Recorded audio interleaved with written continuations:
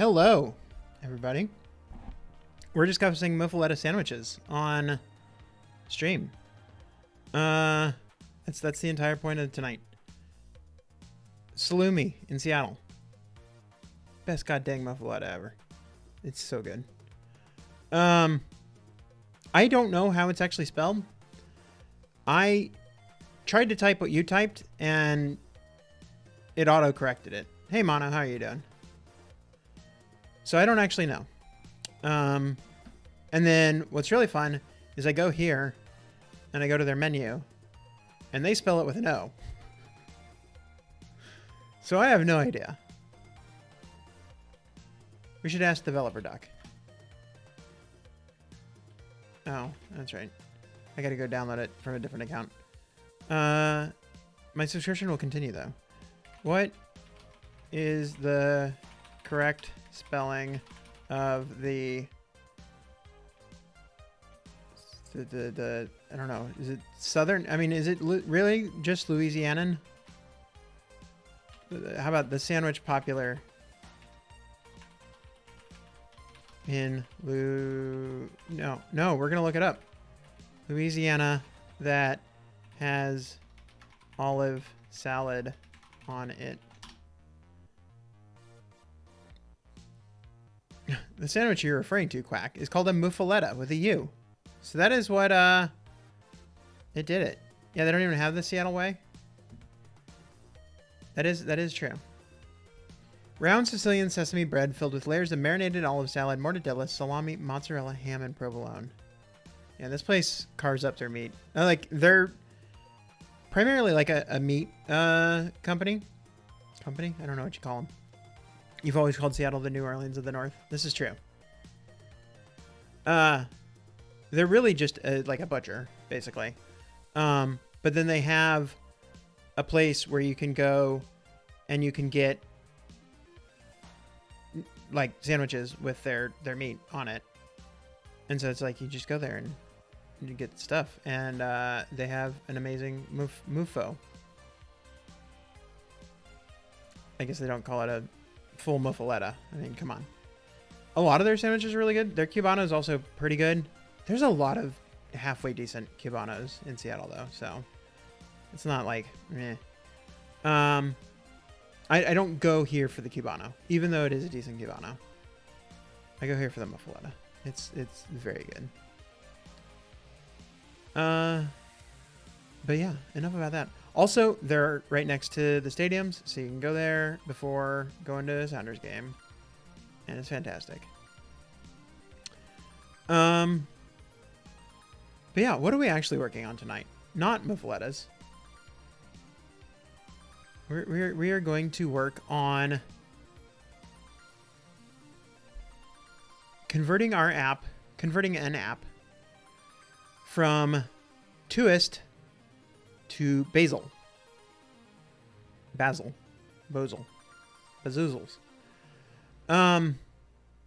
What is Bazel?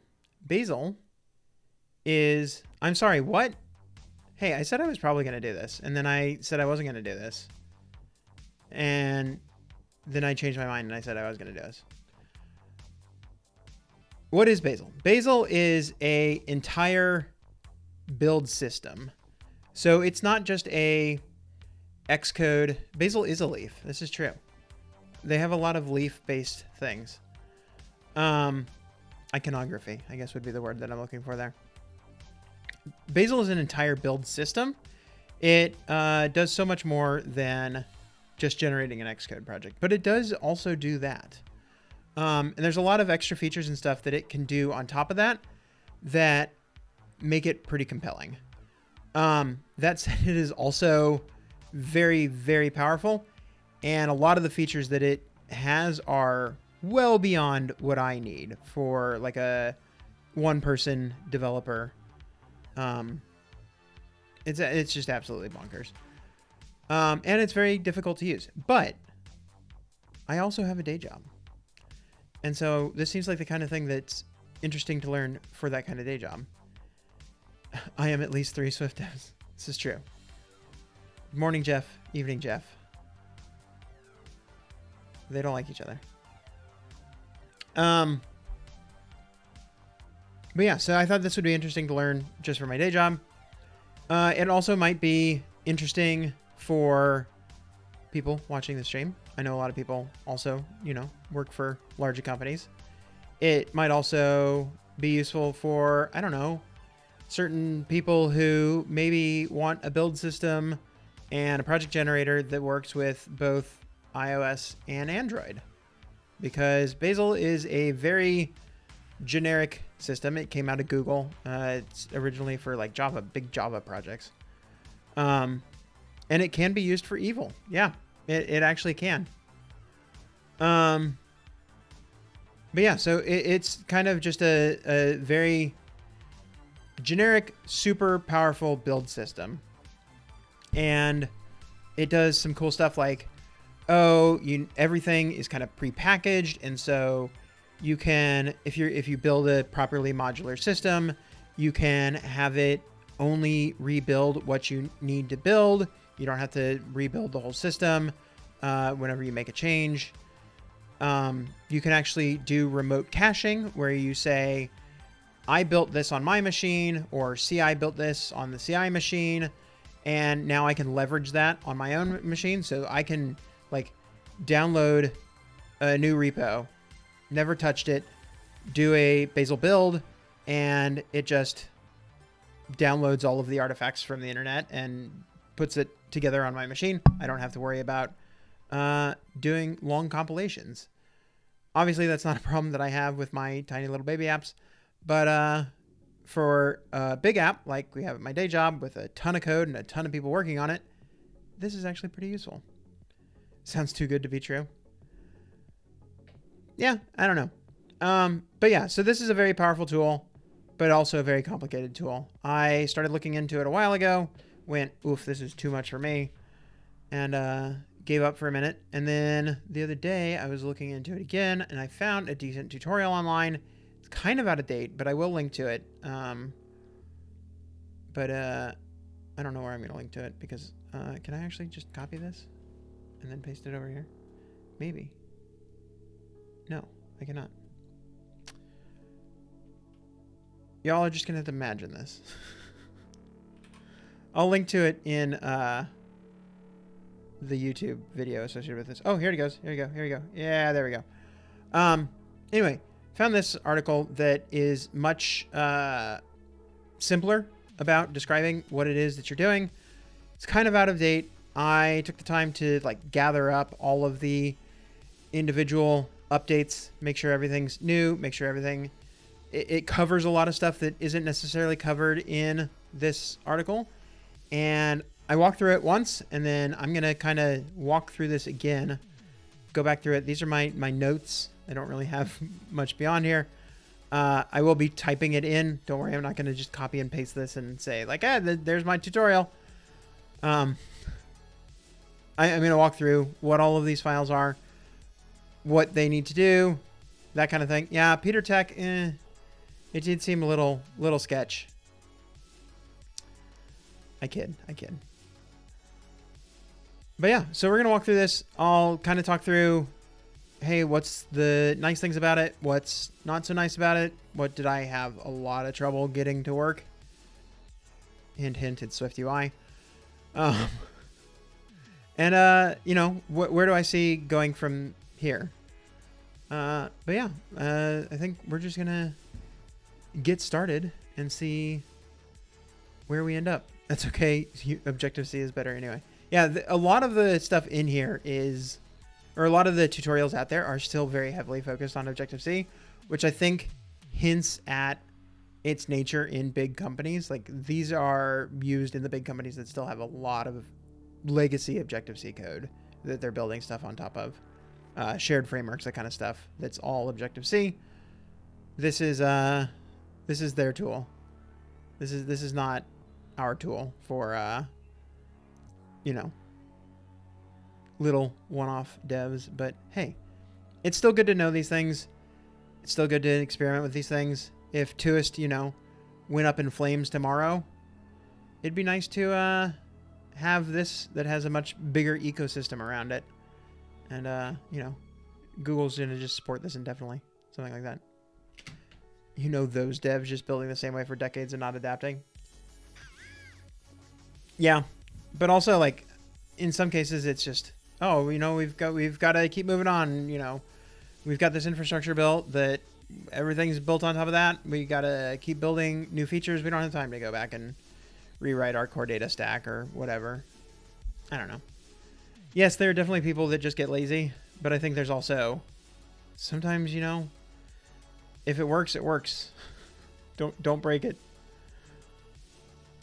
But anyway, so yeah, let's go see what we got. Oh, hey, look. This was the commit that I did earlier.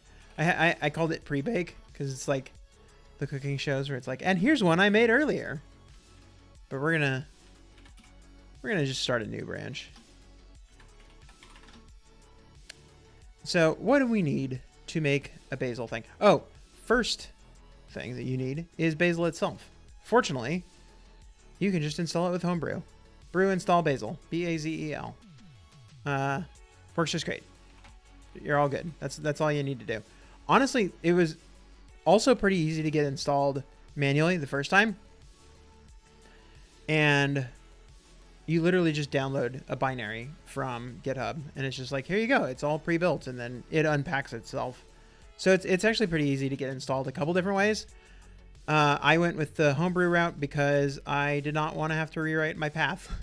That's literally the entire reason that I did that. I could have stuck it somewhere shared, but I didn't feel like it.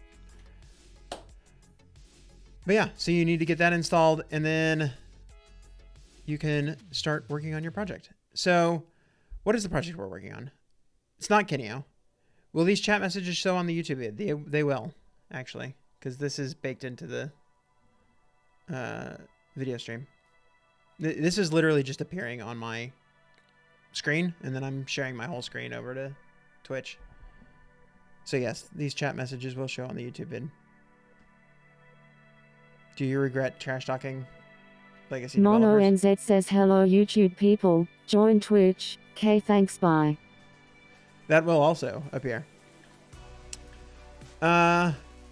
the audio will be recorded in there. Where was I?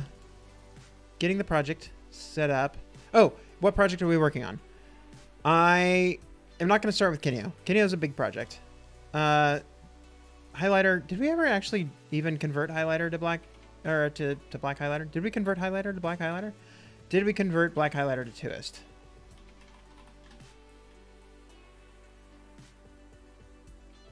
No. So that's why we're not converting black highlighter. However, longtime viewers of the stream might recognize Bark, which is an app that I've started and never finished like 3 times. And Mono / Eagle not making editing hard since Tuist tutorial. Yes. It's fine. App that I've started and tried to release a couple times, but never got very far with it. So it's a nice, simple, not very yet involved app to work on. I keep building it because it's like I use the features a lot myself, but then every time I try to make it usable by anybody but me, I'm like, this is hard. I don't want to do this. And so then I don't. And then nobody gets to use this app. But we're going to use it as a test bed for converting from Tuist to Bazel. So where are we going to get started here? What we need to do, first of all, for it to even know that this is a Bazel project, is we need to create a workspace file, which is literally just called workspace in big capital letters. Workspace. And then what do we need to put in workspace? Nothing. Just write the file. Just save it. All you need to do is you need to have a blank workspace file. Done. That's the easiest file we're going to have all night. What do we need to do next? This is where we start to diverge a little bit from the tutorial. The tutorial uses the workspace file as is. And the workspace file used to have a really complicated system for like, how do you define what things Bazel needs to know about in order to actually do the building. So it's not describing your project, it's describing Bazel's dependencies, the dependencies for the build system itself. But it was really complicated. It had stuff like, oh, just, go download this random URL and open it up and unzip it and just do some stuff and then call some functions inside it. Fortunately, they decided that was bonkers and they're not going to do it anymore. So what they have now is a module system called Bazel mod, BZL mod. And what we're going to do is we're going to turn that on. So at the root of your folder, you can have a .bazelrc file, which I did forget to have, but apparently it just is in here. And you can add specific options in here. So common here, I think I'm going to need to quit and restart at Emacs because all of this is just still going to be in buffers and it's going to be really boring. So we're going to restart Emacs after I finish talking about this one. But yeah, you can specify command line options in here. You can specify it by command. So for example, there's different Bazel commands. You got Bazel build, Bazel run, Bazel clean, and you can specify commands for each one of those. But then there's also common, which is all of them. I always want to have BZL mod installed, enabled. So common, enable BZL mod. And now we're going to kill Emacs. We are going to save that file though.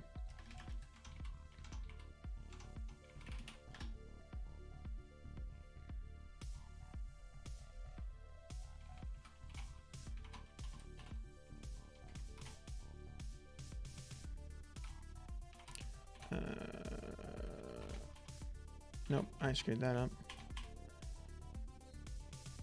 Shift P. No. Shift P? P? No. Super P. P. There we go. I gotta remember how to use Emacs. This is, I've set this all up exactly for me, and yet still I can't remember what the heck I'm doing.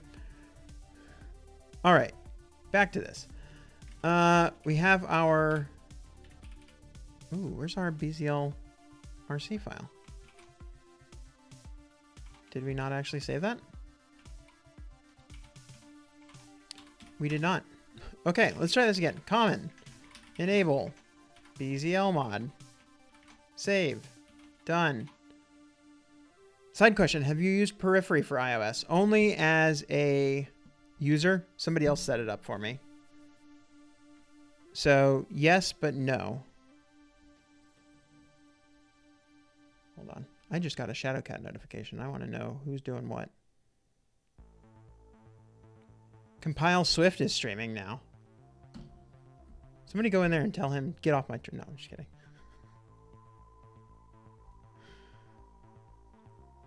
Wait, it's Monday. I know, right? That's why I said, you got to get off my turf.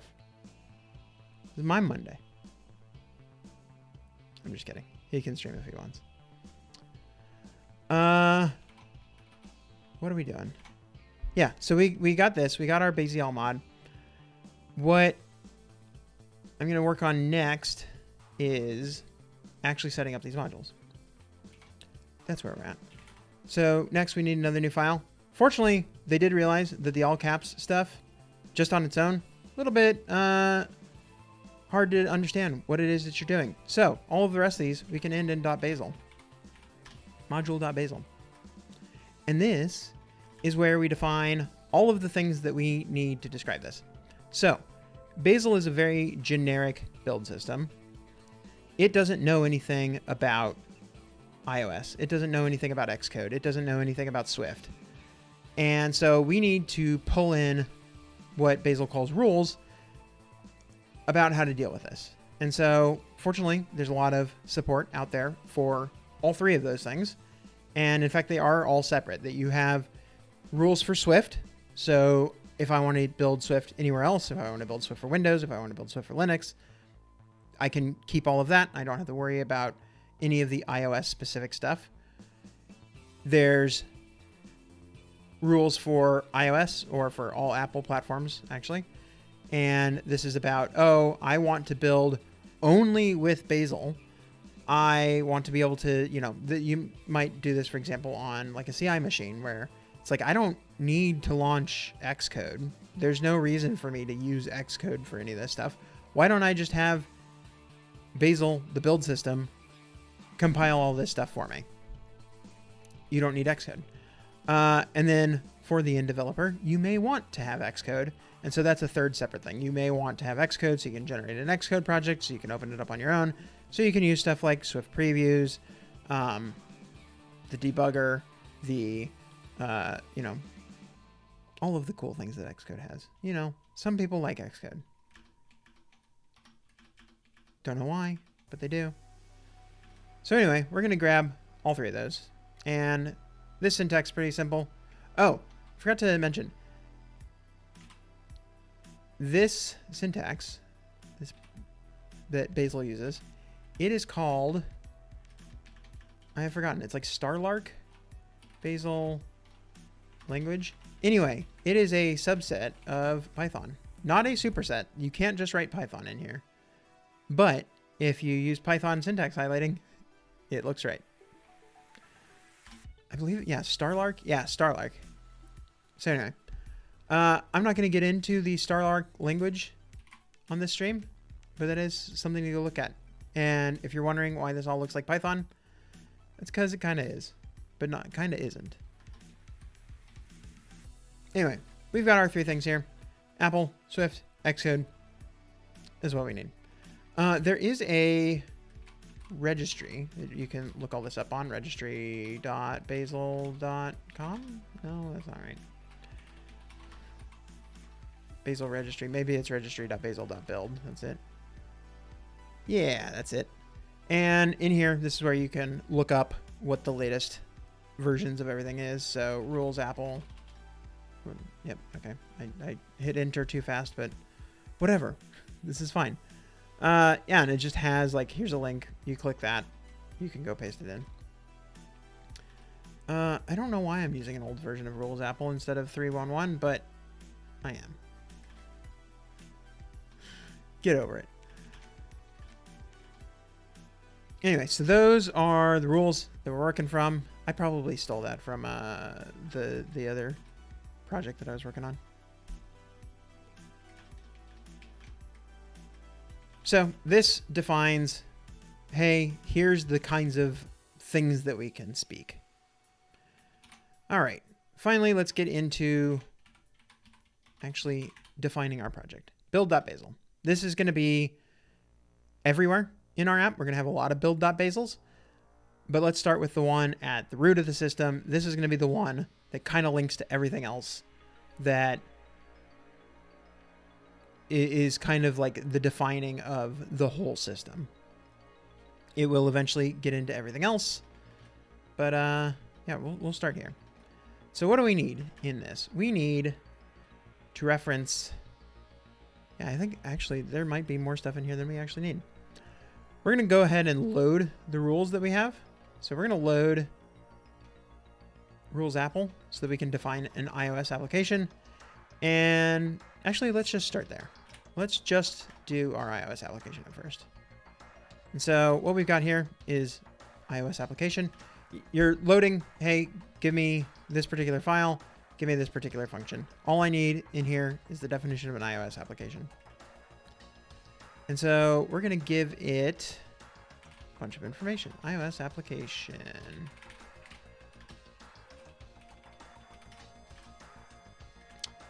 Give it a name. Here, you know what? Why don't we put this into the Scratchpad for now? So that we can just keep these up to date. I'm not going to grab everything quite yet, but we can definitely start over here.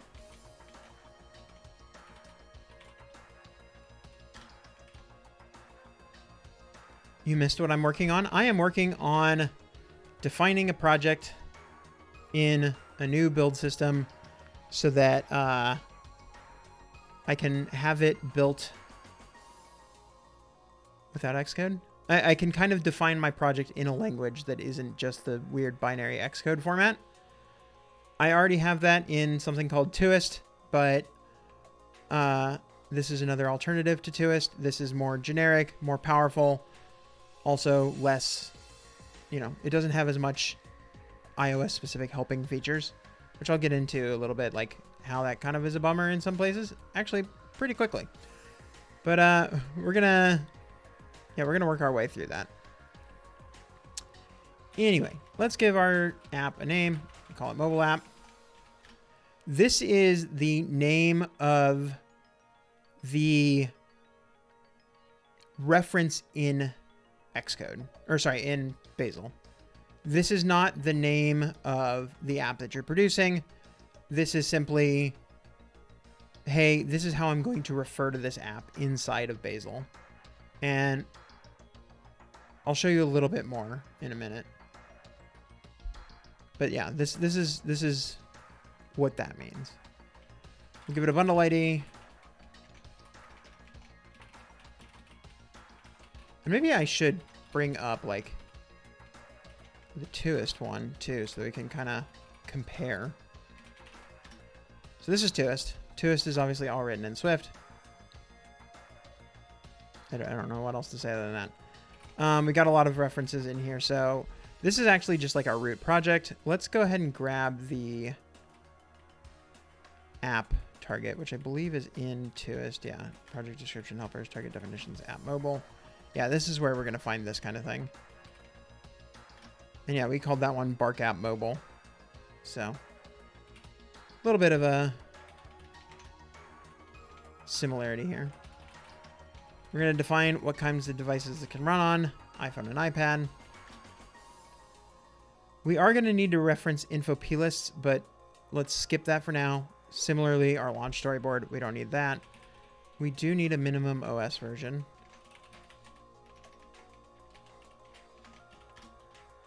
And our dependencies, we will need that as well, but we're just gonna skip that again for now. Frameworks, similarly, skip it. Visibility, this is also internal to Bazel. And we're just gonna right now make everything public. I think this does make it easier for Bazel to figure out like, hey, what changed? If you limit like the scope to stuff. But right now I'm just gonna make everything public because it makes it a lot easier. Obviously that's bad for the same reasons that making everything in Swift public, but it is also easier. So we're gonna start with easier.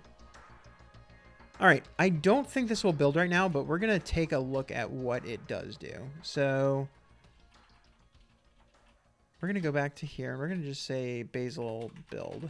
And what I think this will do is it will download all of our modules. It will start this, but then it'll probably give us an error, say, hey, you're missing stuff like your info plist, that kind of thing. And I think actually we're gonna do Bazel run mobile app. No, mobile app. I think that'll work. Okay. Missing value for mandatory attributes, info plists. Yep. I'm guessing that, well, why didn't it go fetch all of the modules? Because I know it does store stuff locally. If we go look at Git again. Oh, we actually don't have a Bazel folder. It does eventually generate folders, but I'm guessing that yeah, it's doing something that it's able to understand what iOS application needs without actually defining that yet. Interesting. Something that you'll notice is a lot of these colons and the double slashes. This is a way of referencing stuff almost like a path-based system where you have a path to whatever. This is our root. And then you have the identifier for something, this colon. And then this is the name that I said we were giving it earlier. So internal to the system. If we have something else here, we're going to say, you know, we can give it whatever name we want, and then that'll be what we're telling it to build. So right now we're saying, go build mobile app. It didn't work. It didn't like it, but it is a thing that we started with. So yeah, we're going to need our info plist. Let's let's define that. So I think what we need to do, we need to get into our folder.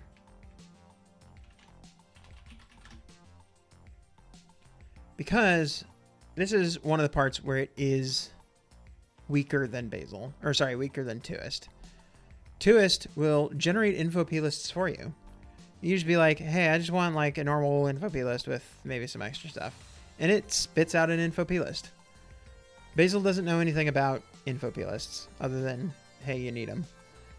So it doesn't have this nice, you know, info plist generator. It doesn't have some of the asset generators that you get in Tuist, that kind of thing. You do kind of have to just grab it on your own. Fortunately, Tuist did already build this stuff for us. So we can kind of just copy it out here and rename it and then reference it. We'll just start there. Why not?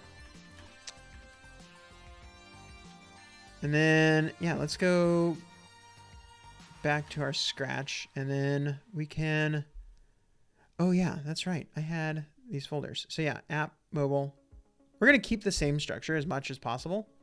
So we'll put that there. And then, yeah, we'll put our info lists in here.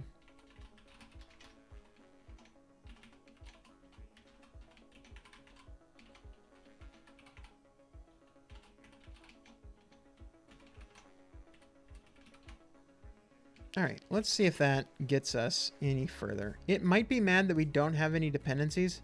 What happens if you try to crash this? Nothing, yeah.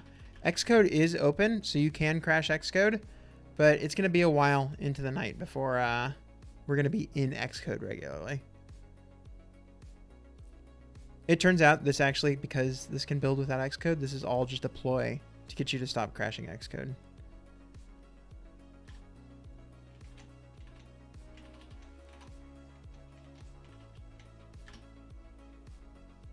All right. Build file not found. No such package at mobile. Build file not found. Okay, so it's saying, hey, you're referencing this app/mobile, but we don't believe that this is a real package. Yeah, instead of removing the emote, because that would be quitting. Yeah, no. I'm going to find the most difficult way to get out of you guys crashing crashing Xcode. And build up a whole resistance to Xcode.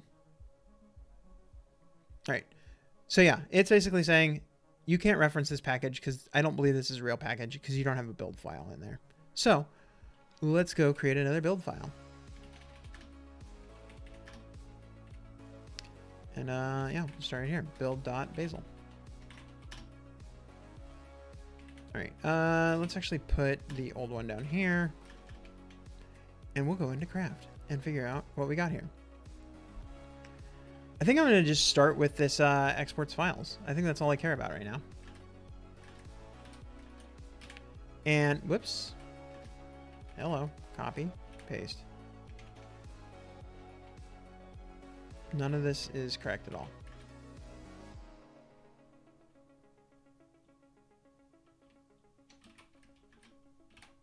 There we go. Exports files is a rule that's built into Bazel itself. We don't need to load our Apple rules or our Swift rules or anything like that. This should more or less just work. Let's try building our app again.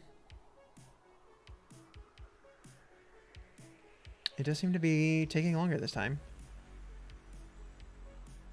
All right, failed to build. Why did it fail to build this time? It just did. It just failed to build. Oh, there's no main.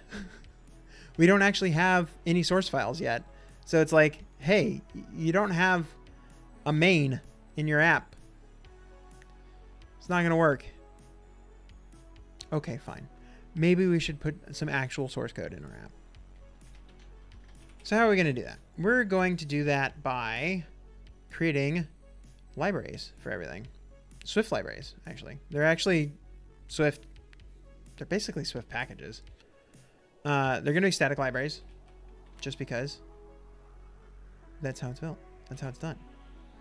We're going to start there. And yeah, what do we got here? We're importing our definition of Swift library, and then we're immediately using it. we're saying, here's our app. We're going to call it just mobile. And it's going to take in one file. We're actually going to take in 2 files. We're going to actually take in a glob here. We're going to say this is sources/star/star.swift. We're going to grab every Swift file underneath our sources folder and just say, yep. We're going to say, that emote still works. We're going to say, yeah, grab every Swift file. This Swift file all goes into my library. Perfect. Perfect. What do we have in there? We have 2 files. App, mobile, sources. Bark mobile app. It's literally just the basics of a Swift UI app and something called data scanner. Let's go take a look at what data scanner is. It's something scary. This is the Vision Kit data scanner. It scans a bunch of barcodes. I've mostly just been using this for debug, which is why it's not out in its own module yet. Once we work on that feature, I will extract it out, but I really just wanted something that would scan so that I could test what different barcodes were. That's also why we have a forced try here, which I would normally not deal with at all. And just all it does is just dump anything that it sees. That's all it does. But we need this to build, so we're good here. Let's now go back to our root build. And we're going to say this has some dependencies. Do you ever see Mono or this guy in the compile stream? All, hello, sir. Please, I have a question if I may. Yeah, I know. They're suck-ups. All right, so how are we going to reference this as a dependency? Just like this. Same way that we do everything else. We're going to just say app, mobile. Then Mono comes here and screams. I do have that effect on people. When we reference something at a path and the item that we want to reference has the same name as the last bit of the path, we don't need to include the colon and the reference again. It kind of just doubles up there. So that's what we've got going on here. We've got our Swift library of mobile. Because this is called mobile, we can just go app mobile, mobile. We don't need to say app mobile, colon mobile. Although this is effectively identical. But it's duplicative, so you don't need it. Why have it? All right, let's see if this builds yet. Now that we have an actual main file. You lied about the question. You just wanted to spook him. That works. Oh, hey, look at that. I was not expecting that to launch the simulator. I'm very curious what this is going to do.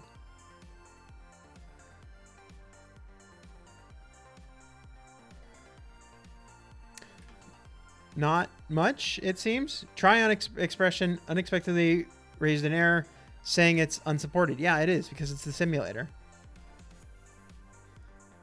That is hilarious. I did not expect that to just go ahead and run the app. Let's see what happens if I just say Bazel build. Yeah, so that just works. And then look, this is what I'm talking about the build system. It knows I didn't touch anything because it's smarter than Xcode. It knows I didn't touch anything, and so it's just like, hey, I don't need to build anything. Elapsed time, less than 1/10 of a second. I just want to just build it forever. Boom, boom, boom, boom. You just rebuild it, and it doesn't do it. I bet if I did a run, it's just gonna just go. Like, look at this. Boop, done. Look at how fast I can crash an app. So good. That is the one, like, really powerful. Well, okay. Really powerful feature that I can use. Like, the remote cache sounds great with a huge team. When it's just me, I'm the one building everything anyway, so it doesn't really matter.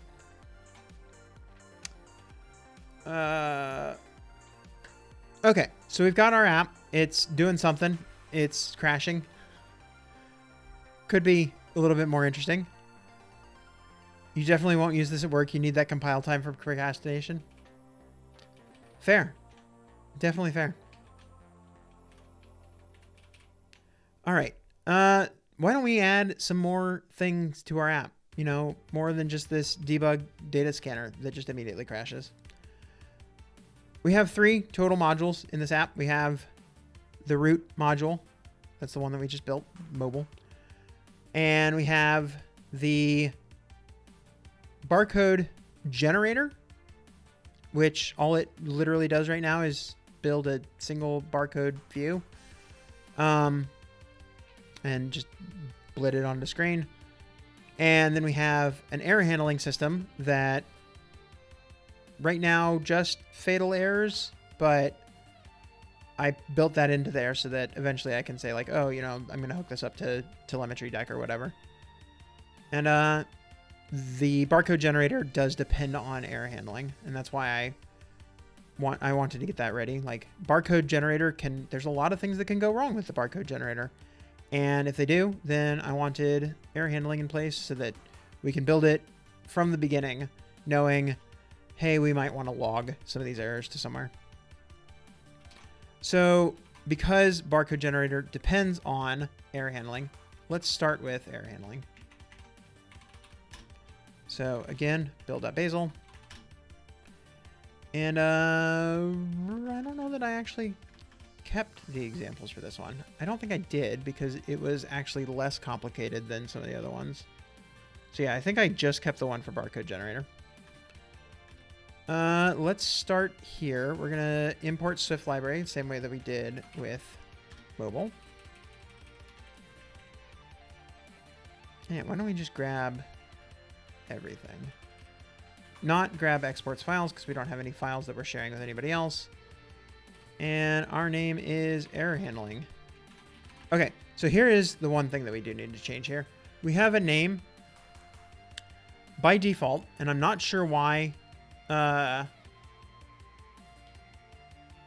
not sure why Bazel does this, but the name that it gives your module is the like fully qualified name in Bazel with all of the non-alphanumeric characters replaced with underscores.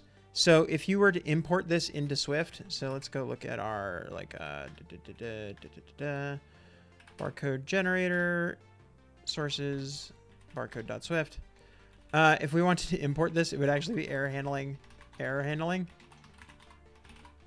This took me a while to figure out, like, why doesn't it build? Why can't it find it? It doesn't see any of these things, yada, yada, yada. Just now seeing the new emotes. They're not that new. So yes, you really are behind in seeing the new emotes. They're like at least a month old. They've been around for a while. Well, I mean, how long has Mono been using the Cocoa 2 WTF? Because I think these predate that one. Because I think I threw one of these away for that one.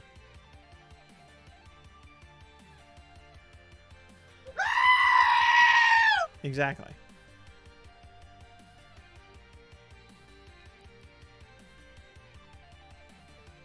Yeah, so that was one of the things that took me a while to figure out was what is the name of this?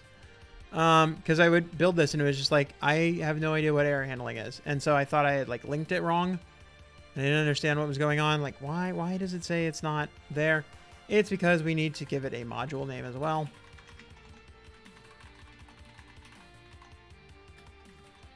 I actually don't know which one of those is the original.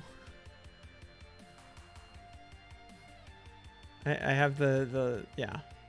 Oh, SG. Oh, it's the sunglasses one. So neither of them is the original. The very tiny sunglasses. I'm surprised that they do like an actual like detection of the eyes and put it on there.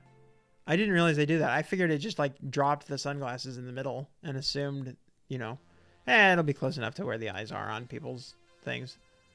I didn't realize it would like actually detect eyes in the image and put the sunglasses in the right place. Even picks up no eyes. Wait, did you put sunglasses on the cat ID? Oh my god, that's hilarious.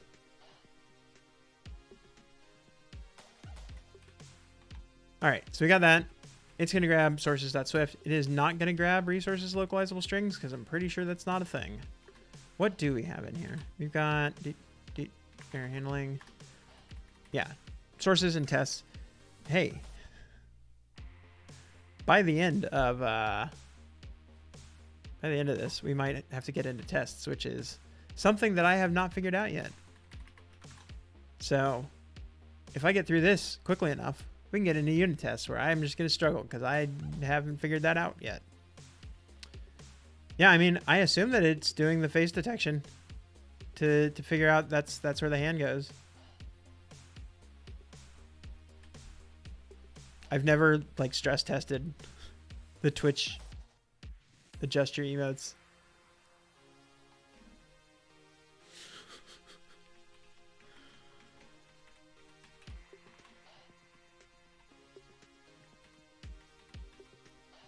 Can you do it on either the animated emotes, like the party emote? Hey, Donuts, how are you doing?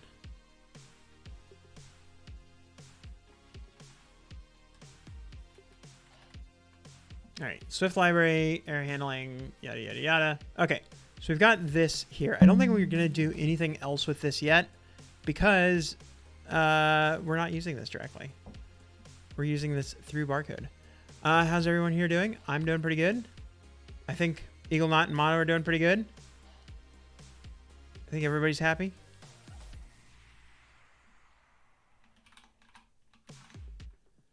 All right, so yeah, let's go into our barcode generator. Let's add yet another build.bazel. Boop. And let's bring error handling down here, and we'll do one more of these.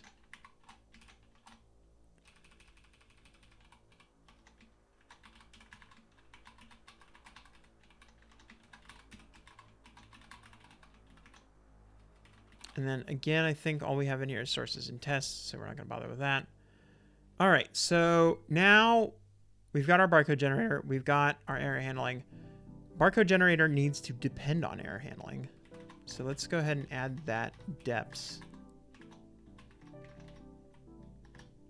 And we expect this one's going to do more, so I'm going to space that out. So this is going to depend on error handling. Trying to stay out of trouble. This is the wrong channel for that. All right, barcode generator. It depends on error handling. And then let's make our root one depend on barcode generator. Again, we're using the fully qualified names here, so doubles backslash barcode generator. All right, let's try running this.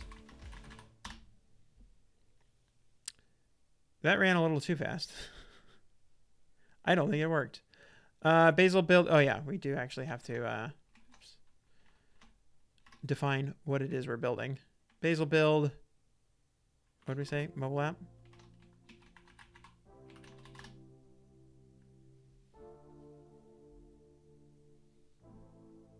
There we go. Now we have a mobile app IPA. All right, so we've got our app built. We think it's doing everything. You got your UIKit app shipped, so now you're back in Swift UI land. Awesome. Perfect. Welcome back to the land of the living. I kid. I was just doing UIKit stuff just last night. Or last stream. And of course I have, you know, everything that I do is UIKit at work. Not everything, but almost everything. Like 90% of everything that I do at work is UIKit. Okay. So we got everything built here. Let's you do UI kit and you miss Swift UI, spend time doing Swift UI and you pine for UI kit. That is how it is sometimes.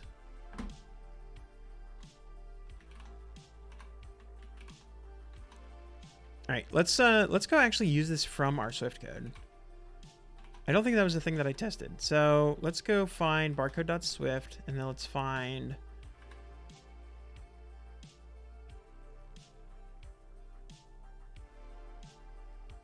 I guess our appmobile.swift.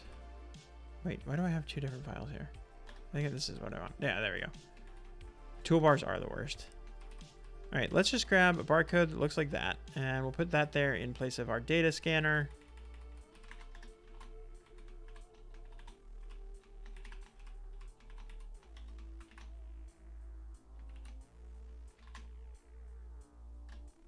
Make sure that that builds. It does not.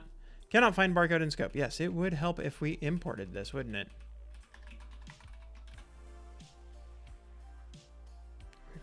Wait for the things to go away because I can't see. iOS 15, what's that? All right, we do not want to run mobile app. We just want to build. Cannot find barcode in scope. Why not? Did we not make it public? That would help. Yeah, we didn't make it public.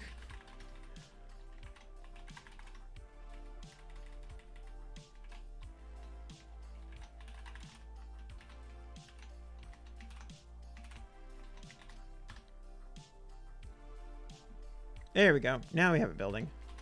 Let's try running it. Hey, look at that. We got a barcode. It's Cody. All right. So there's our barcode. We have it all in the app running. Notice that we have not actually generated an Xcode proj yet. If we go in here, actually, I was going to say there won't be an Xcode proj, but there will be because we've got the one from Tuist still. But if you don't believe me, watch this. Gone. Empty trash. No. It's even open. Kill it. Get rid of it. Quit it. Don't quit the simulator. Let's try this again. Pew. I actually don't know how we end this. If I just kill it like that. Okay, that does bring it back. Okay. No Xcode project. No XC workspace. All gone. Bazel run.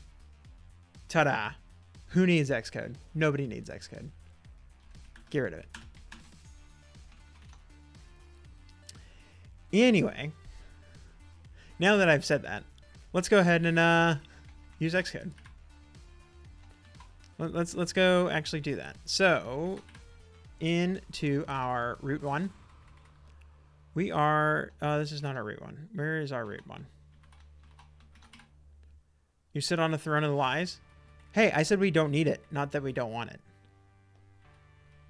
I have shown here that it is there. I am able to do this without touching the Xcode proj at all, if I don't want to. But now I want to, because I want some of the nice things that are in Xcode. And, well, I'm not going to spoil anything for you quite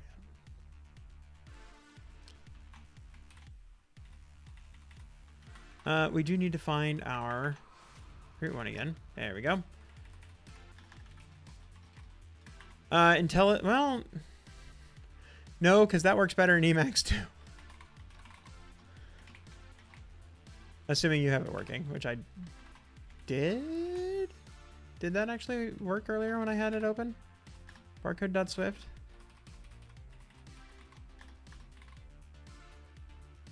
Yeah, no, it's not working right now. Oh yeah, there it is. It's just really slow. Yeah. But it's probably less crashy.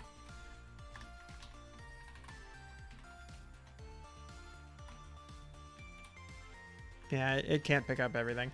I need to set it up so that it actually understands the structure of the project, which I have not done for this project.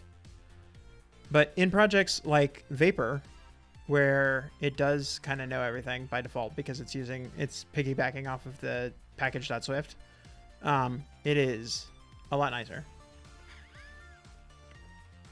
But yeah, if I had this set up so that it understood the structure of the project, it would honestly be better than Xcode's. And I've done that for Vapor projects or any pure Swift projects. But this is not a pure Swift project. Hence all of the nonsense that we've got going on over here in this pseudo Python language. Anyway, Xcode proj. And here, why don't we go to the docs? You know, I haven't shown any of the docs off yet. Let's see if we can figure this out without referring back to our pre-made one. Here's Xcode proj. Here's everything that we need to generate an Xcode proj. We don't need all of this. We don't need anywhere near all of this. We're going to start with, what do we got? And I think this is the basic example that you have right here. Xcode project, generate the project name. Some other stuff here. I'll get into what each of these means. But I think this is a good start. So Xcode proj, name. I'm just going to give it Xcode proj as the name. Because again, this is the name that we're using to refer to it within the system. Within the build system. Not within Xcode, not with anything else. So if we just say run Xcode proj, perfect. Do that load macOS in a Docker container on Windows Linux for iOS dev without a real Mac. So I've used that exact system before. It was years and years and years ago. I don't use it anymore. I don't want to talk trash about it because again, I haven't used it in years, and so maybe it's gotten a lot better since then. But it was not a fun experience when I used it.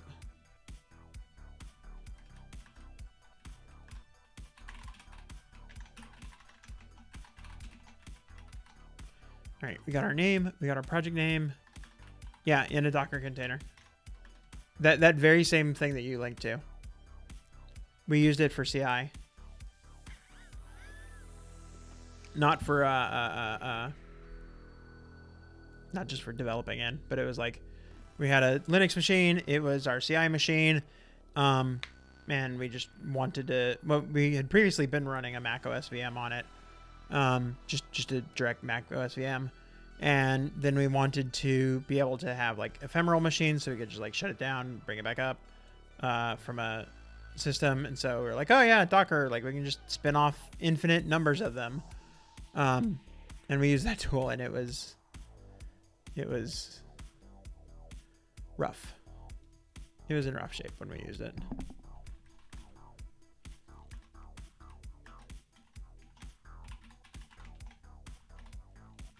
I mean, if you want to do development in Linux, I think you do what Donuts did, which is you just run a regular VM. There's not a lot to be gained by putting it in Docker for just doing development.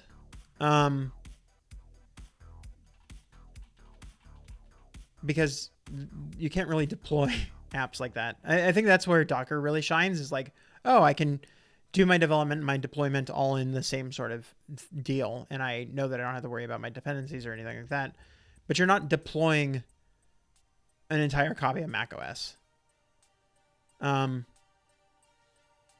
So there's not really as much of a point to doing Docker. It's more the kind of thing where you're like, oh, I want to be able to spin up a bunch of them at once. I want to orchestrate them kind of thing. If you're just doing development, just get one VM working. Don't worry about it. Like, don't worry about having this system of VMs.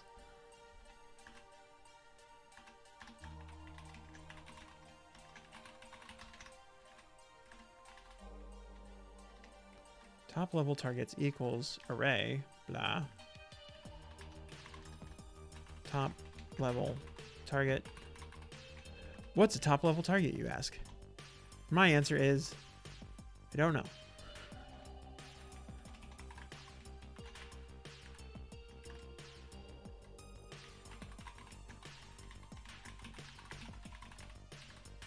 We should look that up. We're just going to put simulator in here because if we put device in here, it yells at us about not having provisioning profiles. And I don't want to deal with provisioning profiles right now. because I haven't set any of them up for this project. Okay, this did not work. No such target mobile app. Target mobile app not declared in package. That's a lie because it's right here.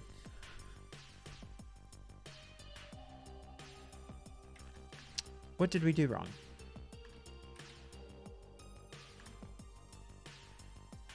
Can we figure this out without going back to our cheat sheet? Name Xcode Proj. Project name Bark.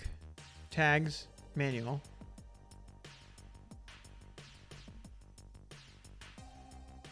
All right, let's follow this tip here. Use query. So let's go Bazel query // : What do we got? Xcode project is not defined. Hey, there's your problem. We forgot to actually call this load for Xcode proj, which I will need to actually look up. Xcode proj. Well, here. Let's maybe try doing this from the documentation as well. Xcode proj is the name of the function that we want to get. But what do we got here? So rules Xcode proj, and then let's go into here. And I think what we're going to find is Xcode proj.bazelrc. Is that what we're looking for? No, because we're looking for a .bzl file.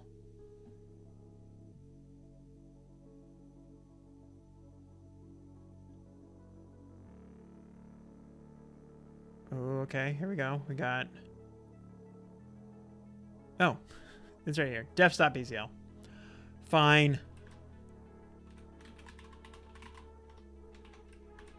Xcode proj defs.bzl.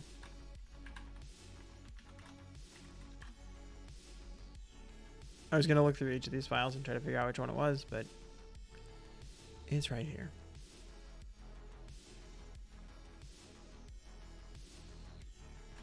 All right, so now that it knows about Xcode proj, top level target is not defined. Okay, so let's go find top level target, which is also here. So I think we can just say top level target. All right, let's try building that. Build mobile app. Yeah, let's go there. Built successfully. Okay. Let's try running it. No, we don't want to do that. We want to Bazel run Xcode proj. We don't want to build the mobile app. We want to build Xcode proj. And so, yeah, it's generating bark.xcode proj. It's going to take a minute to actually figure that out. And then updated project at bark xcode proj. And so let's go ahead and edit that bark.xcode proj. That's going to open in the wrong copy of Xcode.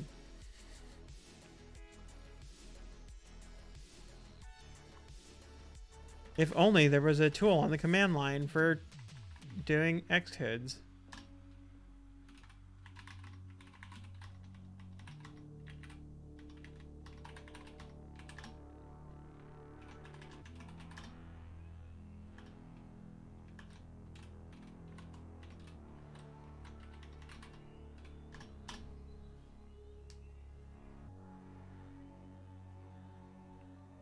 All right, that time it opened in the right project. So yeah, here is our Xcode proj with all of the things that we need to build our app. So here's our individual libraries, barcode generator, error handling, and there's our mobile app, which I guess is actually named mobile app. We should probably figure out how to fix that. That's a problem for later. Let's go ahead and build this. And you'll see that for some reason, it takes a really long time to build what should be a fairly simple app. I mean, that wasn't that long, but it was a little long. Let's hit build again. Oh, wow, that one was a lot faster. That's smarter than Xcode. Why is it smarter than Xcode? Well, when you set this all up with Bazel, it actually is not using Xcode's build system to build it all. What it's doing is it's creating this target called Bazel dependencies, and it's just going, hey, Xcode, when you hit build, all it's doing is immediately going out to Bazel and saying, Bazel, you take care of this. So you get all of the niceties of Bazel's much faster development, much faster building, running, that kind of stuff inside of Xcode. And so you don't have the like slowness of Xcode just because you've opened Xcode. And so it kind of is like, oh man, we just like secretly made Xcode better by handing all of the like build stuff off to somebody else. Like we're going to give building over to somebody else. This is not our problem anymore. So yeah, there's our Xcode project. And we can use it just like any other Xcode project. So why don't we open up our barcode file? That was where we were at earlier. Cannot preview this file. Active scheme does not build this file. Okay, fine. We'll go over to barcode generator. Preview paused. Preview is not supported for static libraries. Uh-oh. This was the thing that took me, like I got most of the rest of this figured out in a couple hours, like 5-6 hours.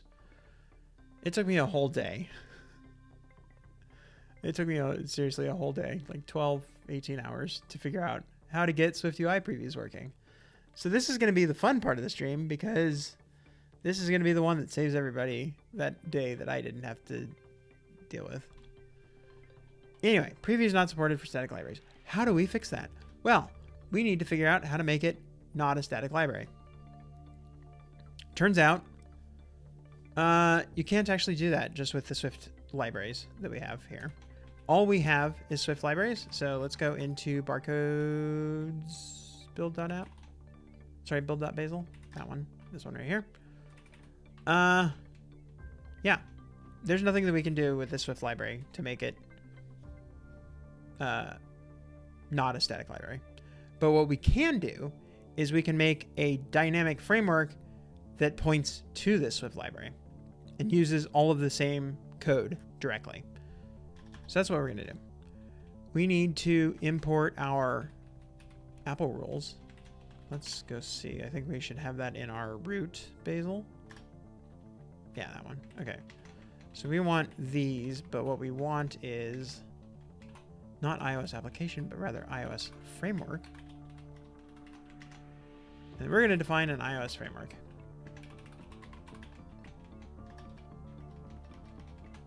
We're going to call this one barcode generator .ios. And then we don't need to give it a module name because we don't actually care about this one. We're really just using this for development purposes. And I don't think that I don't know if this goes into the app or not. I actually don't know. I haven't got that far yet. But what do we need in here? So let's go back to our documentation. Rules Apple. Rules iOS. Got app clip. Got application. Got build test. Extension. Here's our framework. Okay. Names, dependencies, resources, headers, additional linker inputs. Bundle IDs. We definitely need that. Don't have an executable name because we're not actually building an executable. I think families is required. Oh yeah, we can actually just scroll through here and see what's required. Families is required. Info plist is required, so we will need to go get an info plist for this one. Minimum OS version is required. That's everything that we need. So let's go grab that. So we've got our name. Ta-da. Let's get our dependencies in here. Thankfully, all we need out of this one is just our local barcode generator.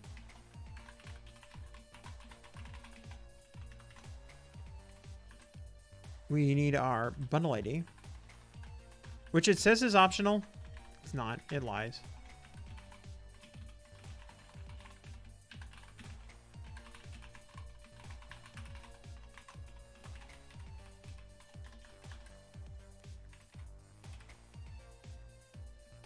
We need our families. as anybody who's seen any of the Fast and the Furious movies knows. We can't do anything without family. Info P lists. Okay, so this one we will need to go get. We'll need to use our generated info P list, but we'll come back to that one. Minimum OS version. Right now we're going to copy this. I do think that there is a way that we can define like a shared constant for this so that we can just say like, oh, what's our minimum OS version? Great. We're going to put it everywhere. We'll look into that later. I have not actually done that yet, but I have seen an example that did do it. So yeah, I think that's all we really need right here. Minimum OS version. Okay. Let's go get our info P list. So we can again steal the one that Tuist generated. Barcode generator.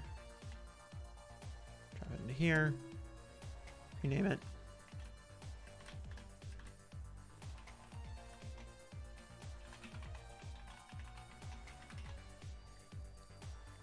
All right, let's see if this builds first. It does not. It does. It actually does. Okay. I don't think that this is going to work in our Xcode project yet first because we don't have anything referencing this. Yeah, we have our deps here. Okay, so I think the next thing that we need to do is we need to link this inside our application. So frameworks. And this one here, we're going to say it is // error. No, sorry, // barcode generator. Barcode generator .ios. And now I think if we build again. Oh, that did not complete successfully. Hey, Adam, how are you doing? It is Bazel Day. Did we crash the chat? It hasn't been 2 hours. How's it going? It's going pretty good. Until Xcode crashed, or Twitch chat crashed. It's okay. I'll try it again. It's been going pretty well. Things have been snappy. All right. Build did not complete successfully. Barcode generator is not visible from target. Oh, yes. We need to include our visibility. That would help. We need to make it public.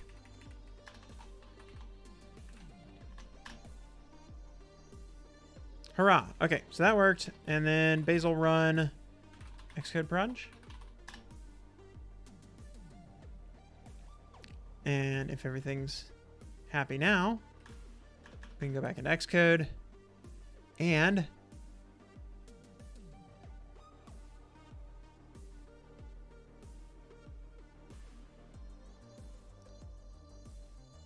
hey, there we go.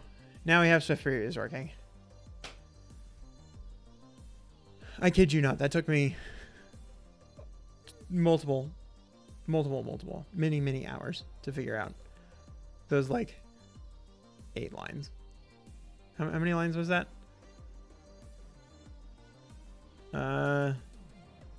1, 2, 3, 4, 5, 6, 7, 8, 9, 10, 11, 12, 13, 14 lines. It took me about an hour per line.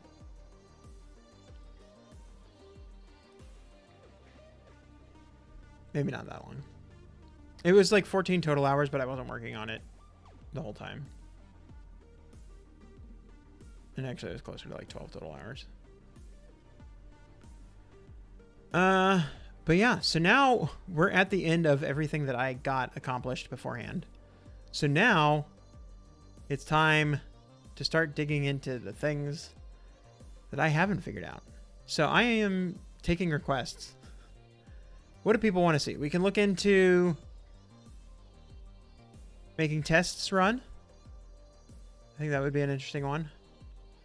We can look into trying to build out stuff like shared constants so that we don't have to reference this 17.0 everywhere. Oops. Or don't have, we can reference the 17.0 everywhere. We don't have to keep typing it over and over again. we could look into. I think those are basically the two bigger things. Tests and kind of creating like shared things. I don't know. What else would we want to do that could be interesting with this? I don't have anything that I can build like extensions or anything off of because I don't have any Swift source code to do that.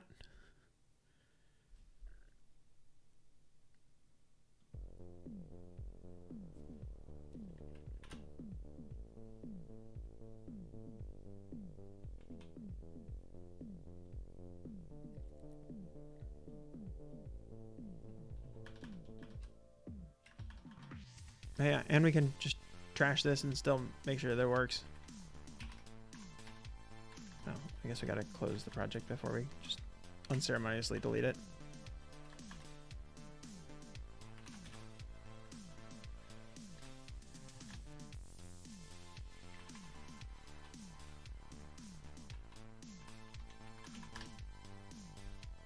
Hurrah! Perfect.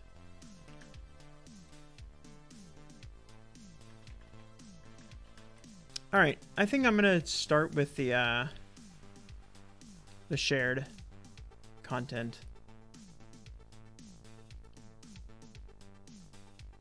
So I think I found that in examples in Rules Xcode Proj. Yeah, because they had a bunch of examples. I could not get these examples to build, which was most of what I wasted the time on trying to get the Swift UI to work. Because they're like, hey, look, we've got an example right here on how to do it, and I couldn't figure out what parts that I was getting wrong, and then spent forever trying to get the example to build and could not get the example to build. So that was exciting. Right, these have some shared definitions in here. Yeah, like stuff like iOS bundle ID, team ID. I think this is what we want. Exposes targets used by Xcode Proj to allow use in fixture tests. Is their docs wrong? That's frustrating to not get examples working. I think their docs are incomplete, is I think what's going on. Because if you look at the README here. No, this isn't it. The README here. It's like, just run this. And that thing gives you like, hey, I couldn't find such and such path. And so I think there's some other thing that I've got to run somewhere in their system to get it to generate like the basis for all of the examples. And then the examples are going to reference that. And I couldn't figure out what it was. I tried looking at their CI thing that does build this. And I tried following all of this, and I couldn't figure it out. Because, I mean, this all seems like fairly straightforward. Most of these are just definitions of like what we're running on. And then it's like, okay, validate integration. And then this one's like a build all, et cetera, et cetera. And I just kept trying to do this and it didn't work. Couldn't figure it out.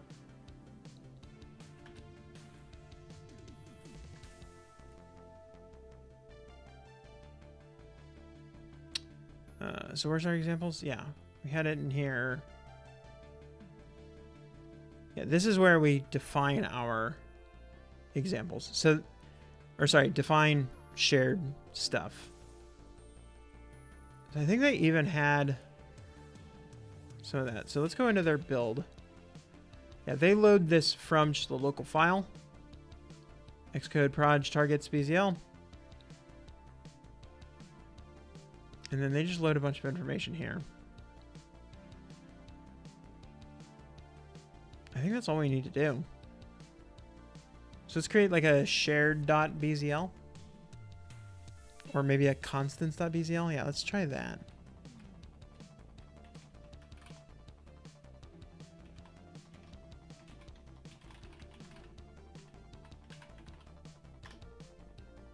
Now, what's interesting is I don't know why there's a difference between .bzl and .bazel. It is interesting. I don't know. Yeah, let's grab this. And then I guess we just define all caps equals the thing.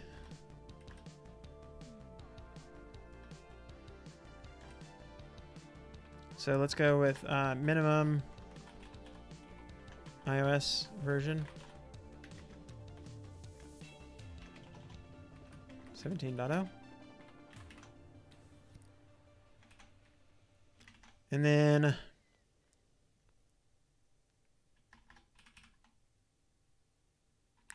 load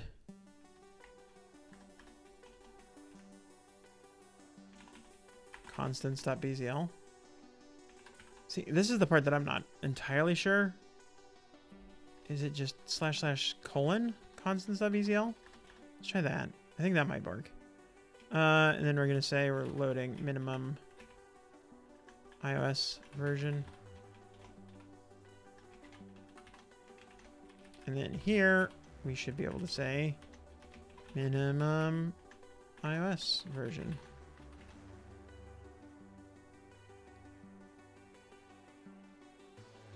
And then let's do the same thing in our root.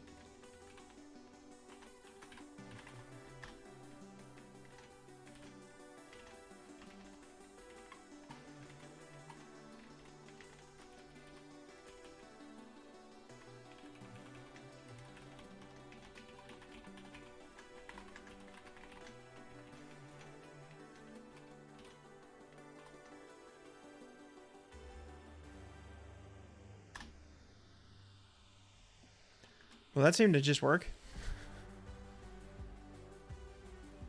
Perfect. All right. I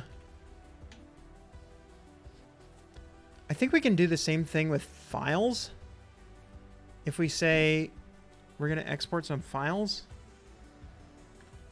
that seems like that would be nice to do so that we can have just that one like module info plist without having to have one for each individual module.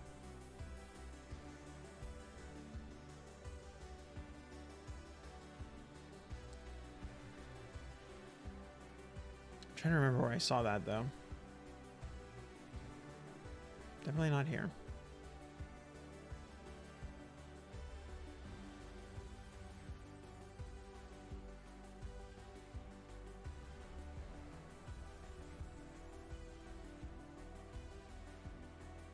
Maybe it was, hang on, I think it was in iOS app. Exports files? No, this isn't it.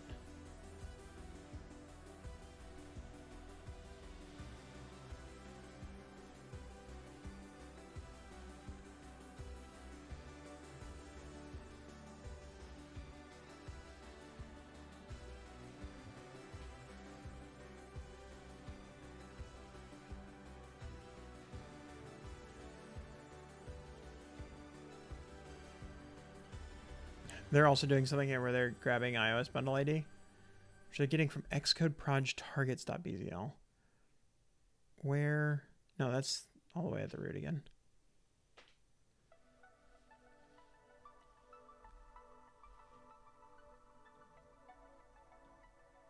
Okay, these all do have shared info plists, so maybe that's not what I'm doing. I could have sworn I'd seen something that had an example. But I think that's the... Well, I guess not. I was going to say, I think that's the only one that I saw with examples. Maybe I'm wrong.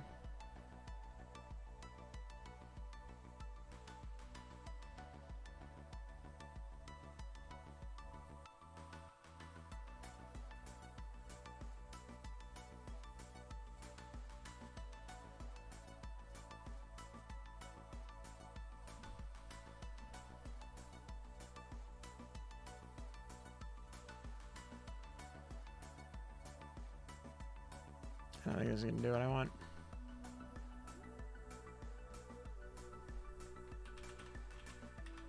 Now I'm trying to remember where I saw that.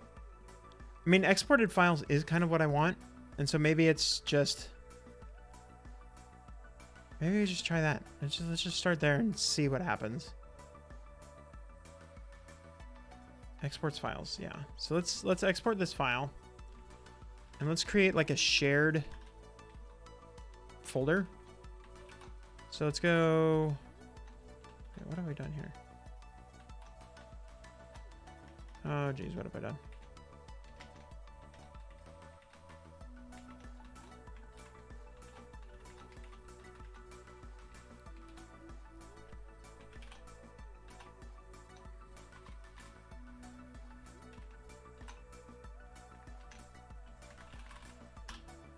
Okay, so we're creating a shared directory.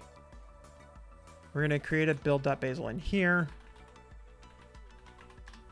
And all it's going to do is say exports. Is it exports or export?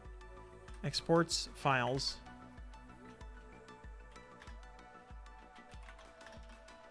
Info.plist. Yeah?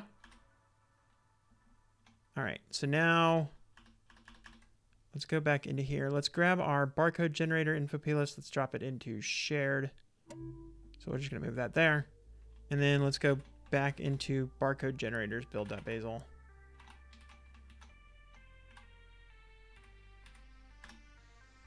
And then this is not going to work. So here, let's actually get into here.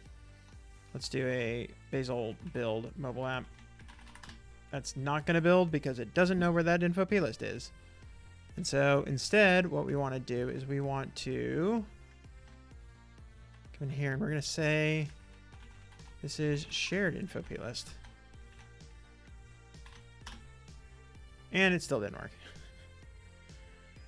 What do we got wrong here? Input files do not exist. Missing input file shared info plist.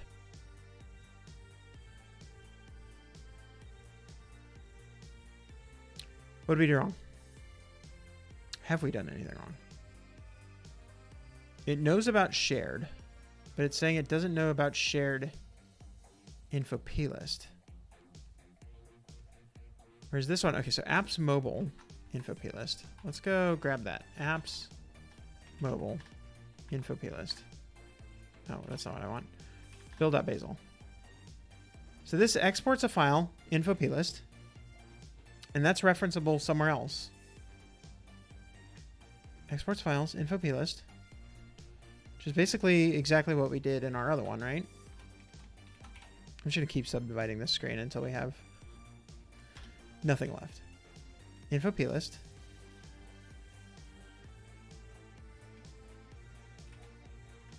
Yeah, why does it say that file doesn't exist? Because we did. Okay, let's double check that we did in fact put it in here. We did not. There's your problem. It didn't go in the right folder.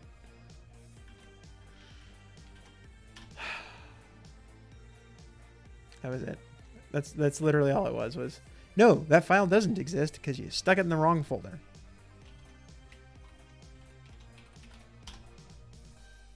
And look at that. So now we have a shared info plist. So if we go back in and we add, there's your problem. It ain't got no gas. It ain't got no gas. All right. Let's kill that one. Let's open up our error handling.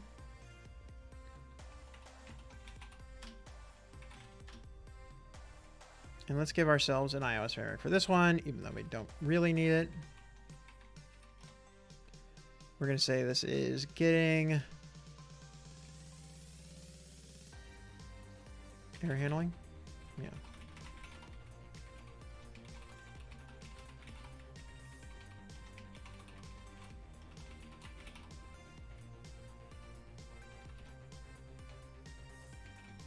And then we'll go add this one to the root one.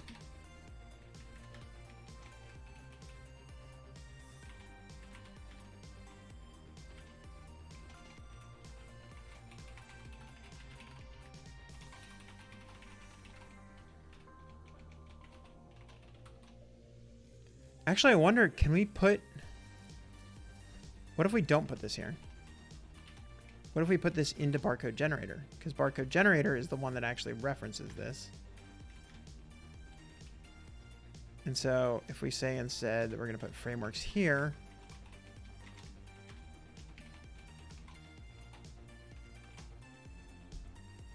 does that work?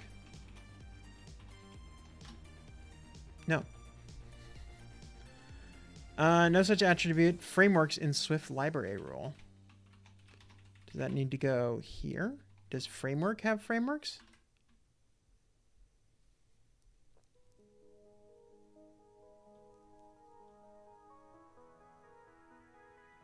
Please don't tell me that this is the one that I wanted.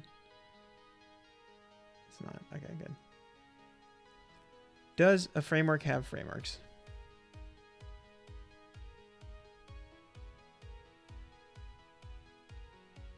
iOS framework. Frameworks. Look at that. So why don't we put it here? Frameworks. Build still did not complete successfully. Target error handling. Not declared in error handling.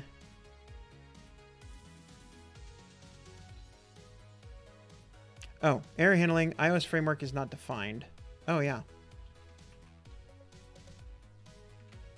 We didn't grab all of our loads.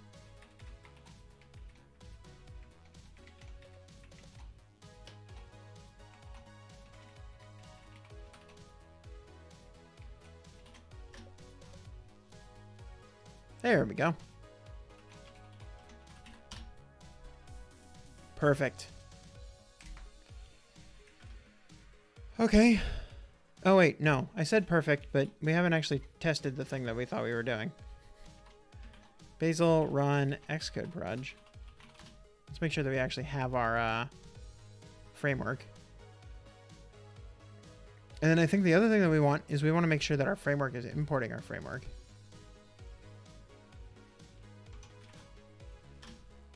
Somebody kill Xcode while I wasn't paying attention. Or did I kill Xcode?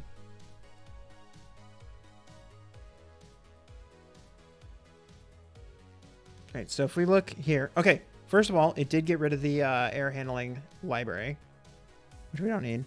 It did pick up the error handling framework, which we do need. I think I did that. Okay. I'm willing to... Did chat die again?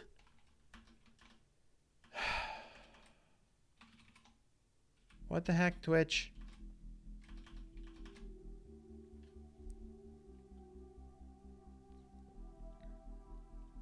All right, error handling obviously doesn't rely on anything. Barcode generator, though, does, but it's all handled out to Xcode anyway. Target dependencies. Bazel dependencies. Okay. I guess we just don't see it because it doesn't matter. Error handling, we should see... Yep, do we just have fatal error? Perfect. All right.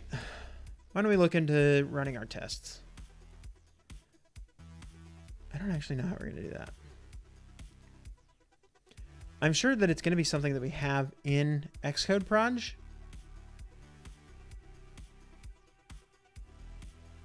Or is it? Is there like a Bazel test? Let's figure that out. What are our options? Bazel test. Builds and runs the specified test targets. So I guess we need to define some kind of test. So let's go into here. We've got iOS framework. I think iOS unit tests does exist. So why don't we do that? iOS unit test. Right there. All right, name, deps.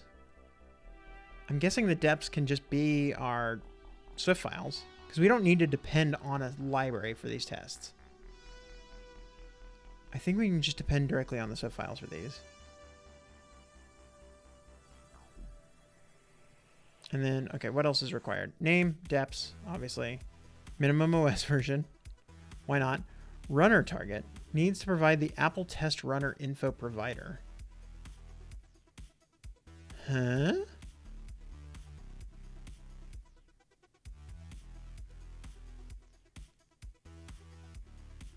Ooh, even these are out of date because it talks about Tulsi. Tulsi is what used to be...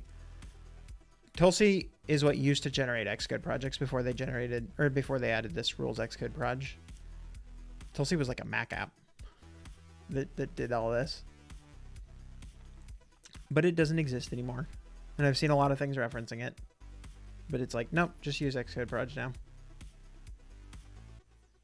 Runner will not be used since Xcode is the test runner in that case. Okay. But how do, like, what do I provide as a runner here? Needs to provide the Apple test runner info.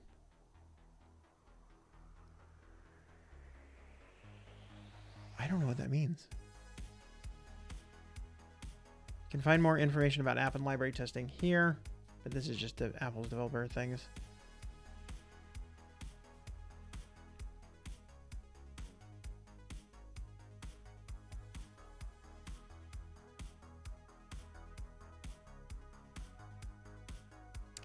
Yeah, do they have examples?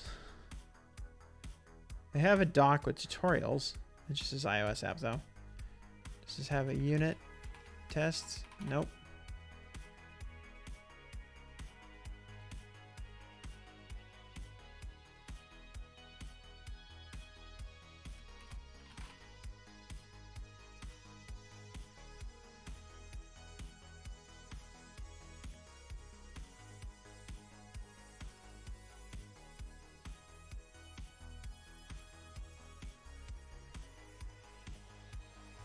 Ooh. Objective C. This one has tests. Okay. What's in our build here? Swift Library UI tests. Swift Library tests. So they are doing a Swift Library here. Test only. Interesting. Don't know what that means. And then an iOS unit test that relies on that. But they don't pass in a runner. They said the runner was required.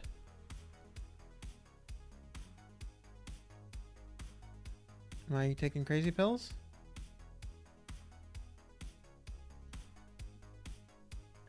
Or is there just a default and I missed it?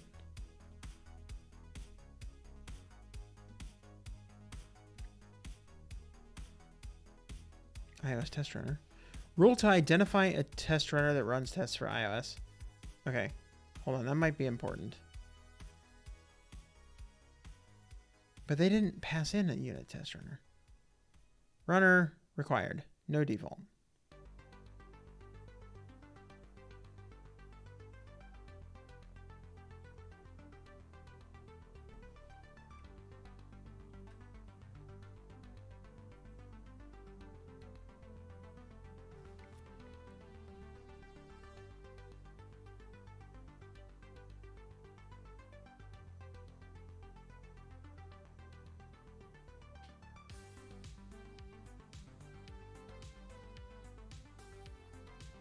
Oh, I'm looking at the wrong file.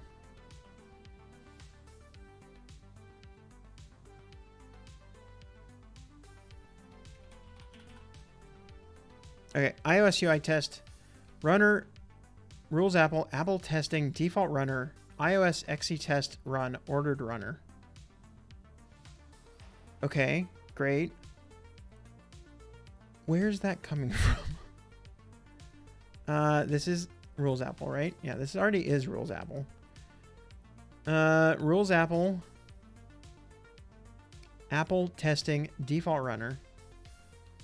It's got to be in here somewhere.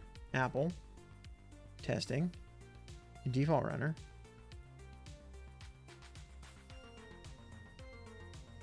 iOS XE test run, runner.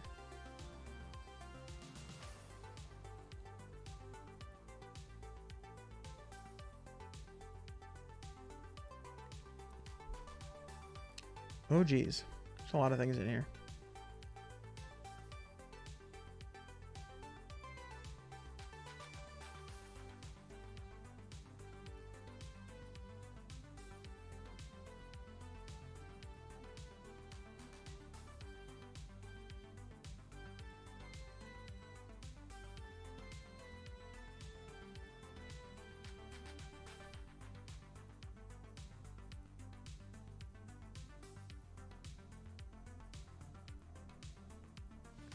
I don't understand where this ordered runner is coming from. That's the part that I don't get. Ordered isn't a special string, but anything besides random for this field runs in order. But where...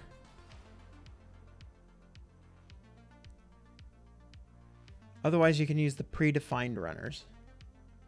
Okay, where are the predefined runners?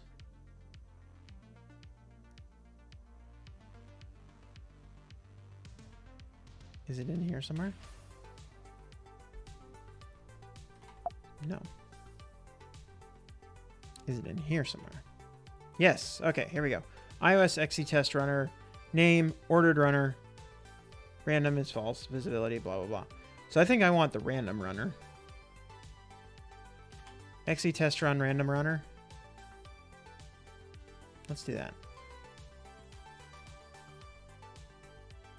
And then we can pass that into our unit test. Okay, let's try that. iOS unit test.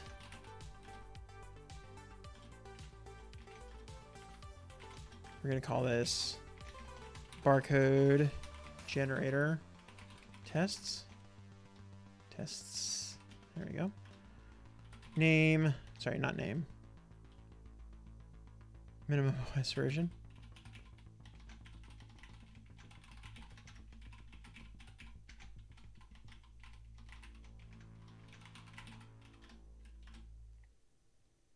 Test coverage manifest. I don't know what that means. We're going to skip that one. Depths equals blah, blah.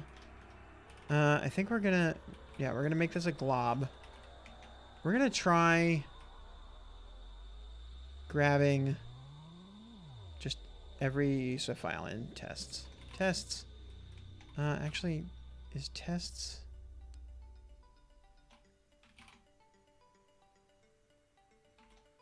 I didn't know that I wanted to go in there. Okay, it's test sources though, so.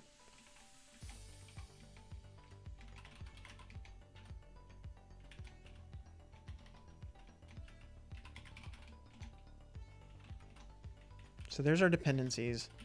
Now we need our runner. Okay, how do we do this one? It's double @ rules apple. Sorry, rules, Apple, // Apple testing, default runner, iOS XE test run, random runner. We're gonna use the random runner, not the default runner. Yeah, let's try that. So now we've got our unit test.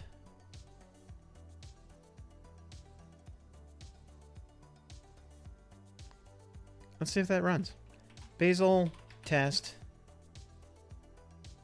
Good night, donuts. Have a great night. We're going to say Bazel test barcode generator. Barcode generator tests.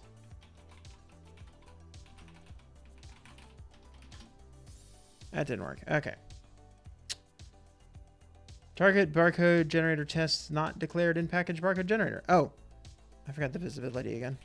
Beep, beep, beep.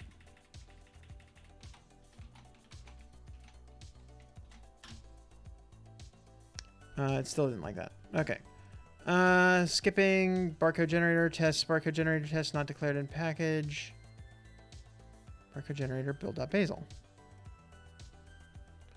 Okay, that to me means we probably have some kind of syntax issue. Bazel query barcode generator star.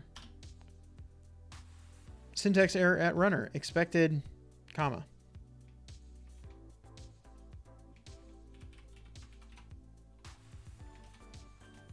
Yeah, that'd help. Actually, let's try running that again. Still an error. iOS unit test is not defined. Fix that too.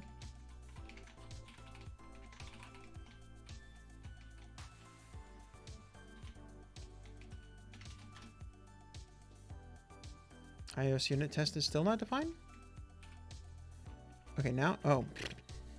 No. Wait, where am I? Okay, it's there. I just hadn't saved. There we go. Okay. Now let's run test again.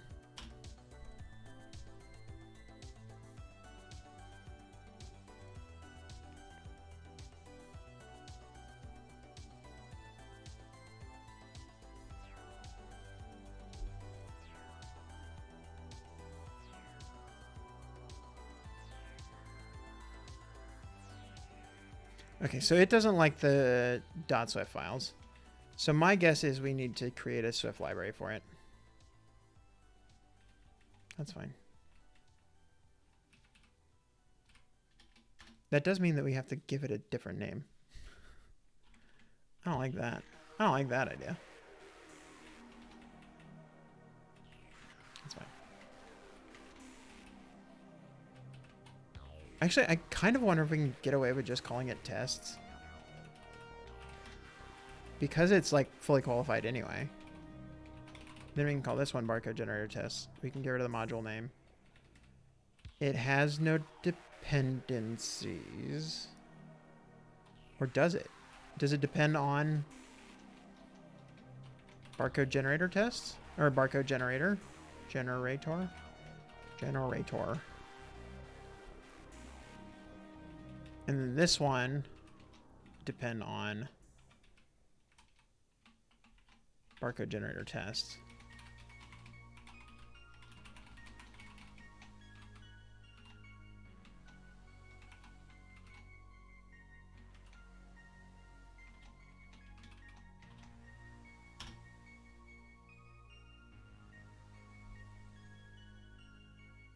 Seems to be doing something. No test targets were found yet. Testing was requested.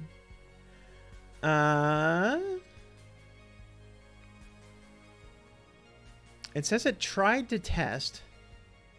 It definitely built something.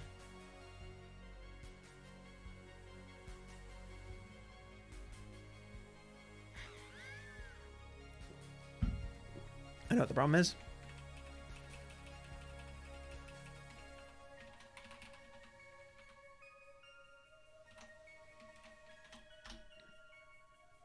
Ah, that didn't work. No such module exe test. Well, that seems important. How do we get this to depend on exe test? I'm guessing that's part of the Swift library thing. Sources. Tests. Test manual.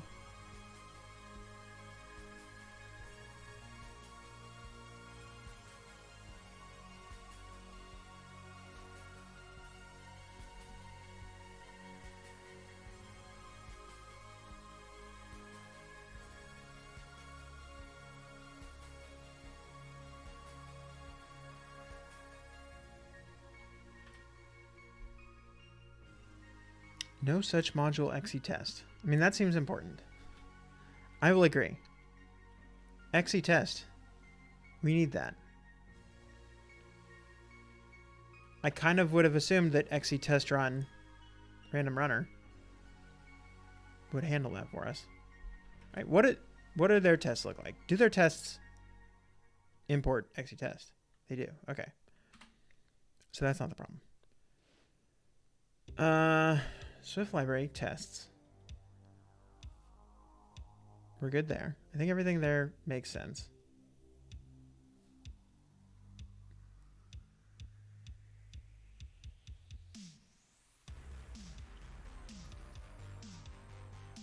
Oh, do I need this test only equals true? That might. Yeah, I might need that. Let's try that. Oh god, what window I'm in? Okay, here we go. Test only equals true.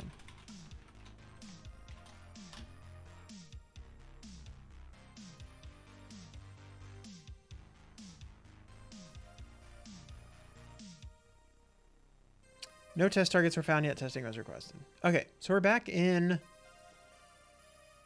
where we started. Now I'm confused. Because the reason why we saw that the first time was because we were actually pointing at the Swift files, the source files, sorry, the like library files. Now we're pointing at the test files. But it's almost like it didn't find them. Tests sources *//Swift. I mean, it had to have found them last time because that's how it knew that there was no such module for test sources.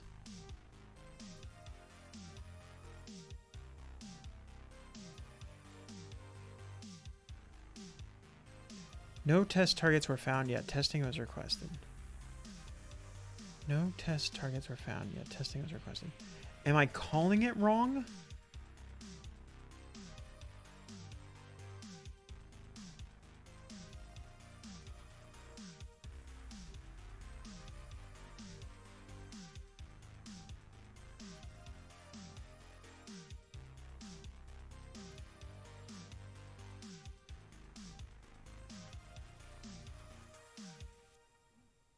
I don't think I am. Unfortunately, they don't show any examples of how you use this. I mean, if I just say run instead of test, is that right?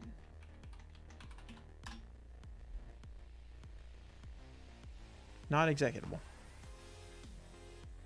I mean, that makes sense to me. Oh, hold on. Am I doing the wrong thing? I totally am. I forgot that I renamed this tests. Okay, let's start with test.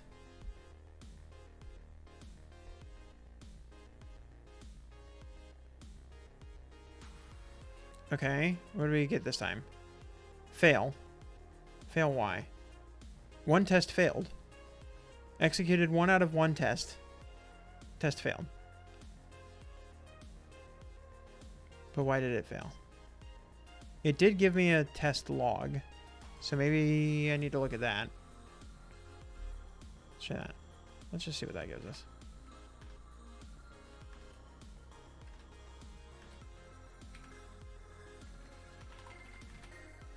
Oh god, oh god, oh god. What's going on? Stop, stop, stop. Stop. I said stop. I think it copied way more than I wanted it to.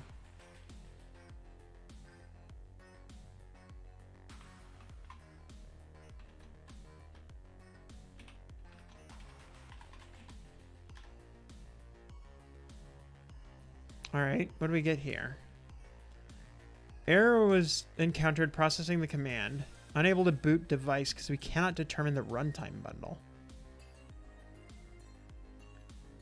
Okay. Device boot failed. SimCTL boot status. Return non-zero, exit status 0. It definitely looks like it tried to run the tests. But it couldn't find them for some reason. XE run SimCTL boot status. So let's try actually running this.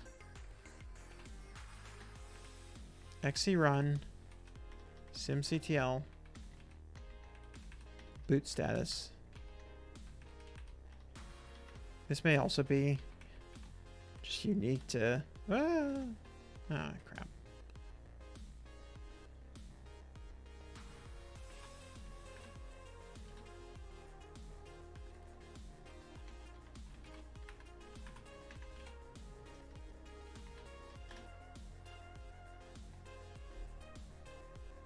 Oh wow, it generated like an actual new simulator for me. That's interesting.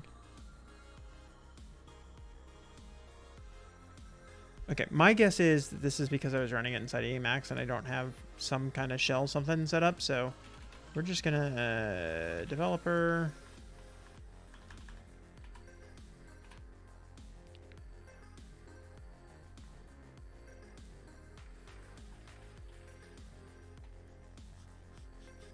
I think I broke that terminal by pasting everything into it.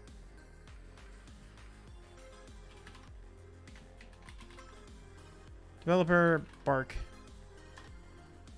Yeah, let's just start here. Bazel, test, barcode generator, tests.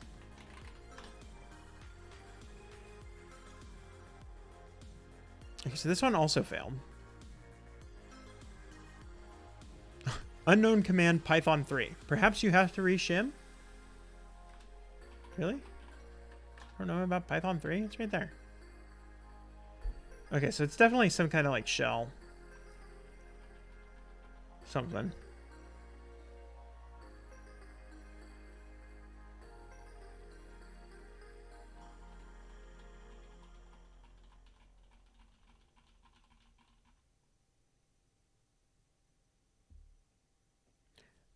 What shell thing would have ASDF but wouldn't know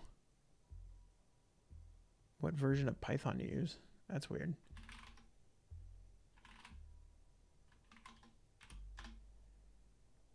Oh no, that's not what I want. ASDF list, not all Python. ASDF list Python. ASDF, just give me help. ASDF global Python. Okay, I've already got that selected. Somebody already ran this. There's no way that that's...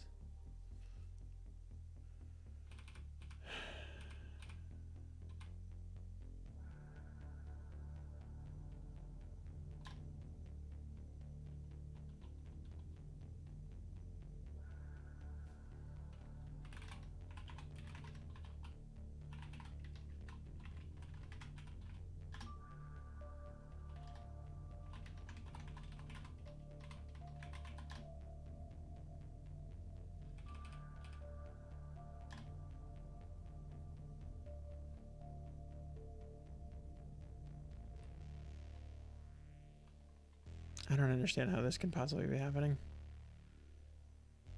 Unknown command Python 3.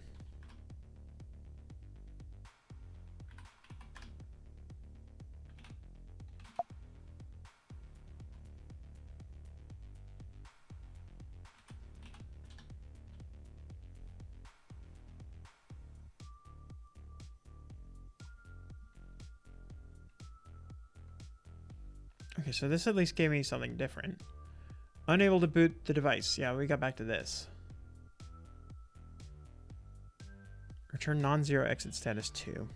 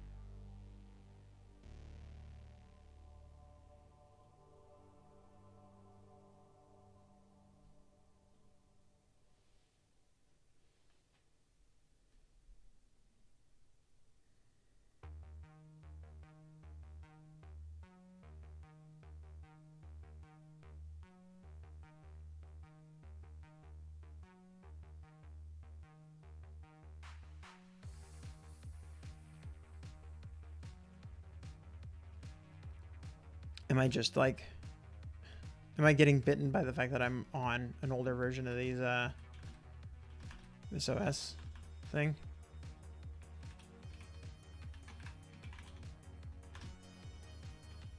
Rules apples at 230. I think we looked at it earlier and it was at like 311.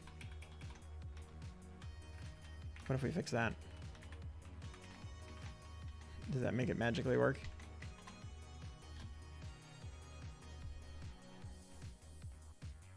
For repository rules Swift, the root module requires rules Swift 180, but we got rules 130. Why did we get a lower version of rules Swift when we upped the Apple version number?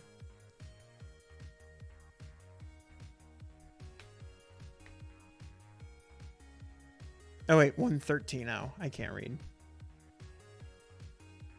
So maybe we need to bump this to 113.0.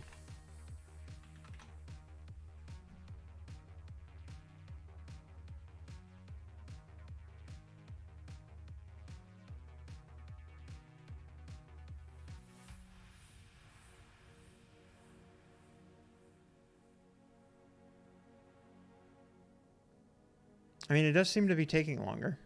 I don't know if that's a good sign or not. Oh, actually, you know what would be a good sign? We should go look at what the simulator's doing. Oh, look at that. That seems important. Also, this seems to have done something. There's a simulator there with some information. Text execute succeeded.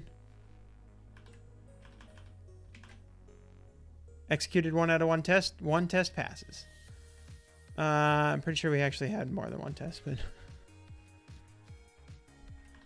Hey. That's the start. Look at this. I mean, this, yeah. Executed 4 tests, executed 2 tests, executed 4 tests. That to me says it passed. I think that's good. There's our tests working. All right, so is that everything? have we finally accomplished everything that we wanted to accomplish? Registry. Let's make sure that that last version is up to date. Rules Xcode proj. Yeah, 113 now. Okay. Let's run this one last time with everything up to date. I don't think it should take too long.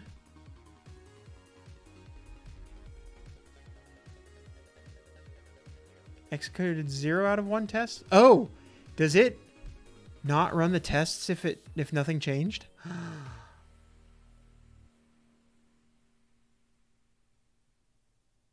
Because yeah, it says it cached the pass. Oh, that's awesome. So now if I go generate, if I change something in the barcode generator.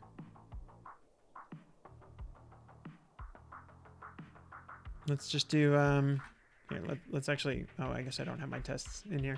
We should figure that out, but I'm not going to do it right now.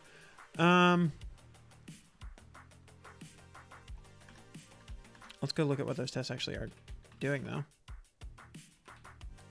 But that's awesome if it just already knows how to not run the test that it doesn't need to run. That's cool. It's like, oh, you didn't touch this entire thing. Why would I bother? Whoops.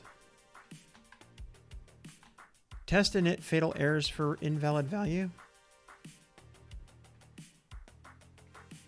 But what if we didn't? We just said self-encoded value equals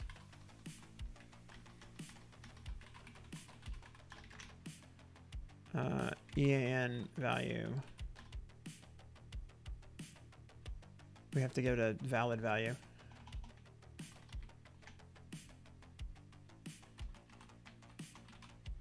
So this should always be valid.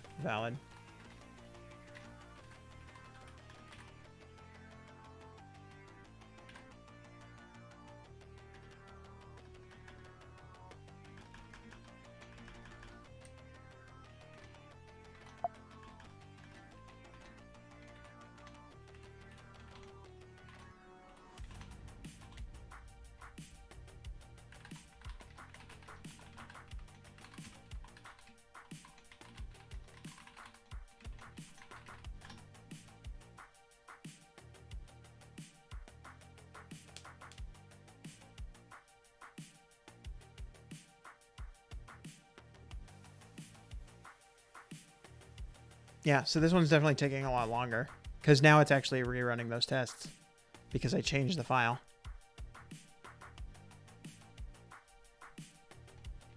One test fails. Cool. That's what we expect to see. But now if I rerun it again and I haven't changed anything, it should go significantly faster. Or, oh, does it maybe it only does it if it passed? Yeah, okay, so you could rerun flaky tests. Let's bring this back. Let's have it run correctly again.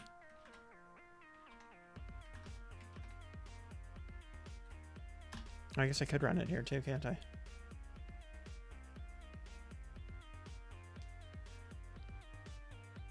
One test passes.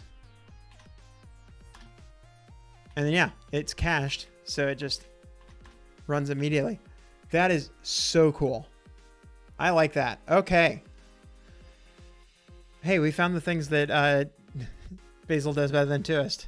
It is very smart about not doing work it doesn't need to do. That is cool. I think that's awesome all on its own. I'm going to do this because I see that Adam's posting and not getting displayed on chat. I don't know why Twitch chat is just broken today. I haven't touched it. But yeah, no. Okay. I think that's... Is that everything that we wanted to do? Maybe? Maybe? Can we think of anything else? Magic and exciting? I can't.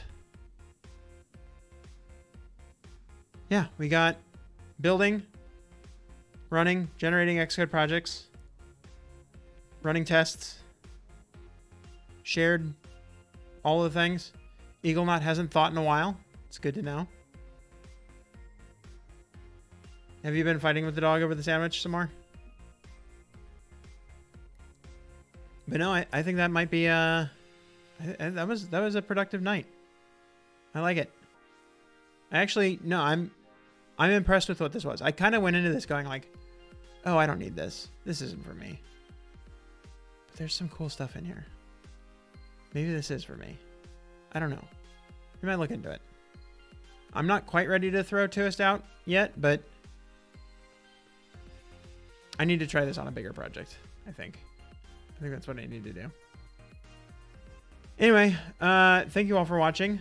I will be back Friday night.